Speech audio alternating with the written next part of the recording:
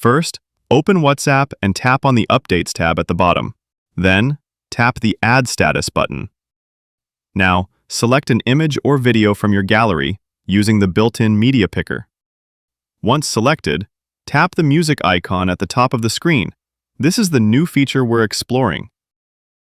Next, search for a song or choose from the list of popular tracks displayed. Use the slider at the bottom to select the part of the song you want to add. After previewing and confirming the selection, tap Done to return to the status composer. Finally, hit the green Send button to publish your WhatsApp status with music. And that's it!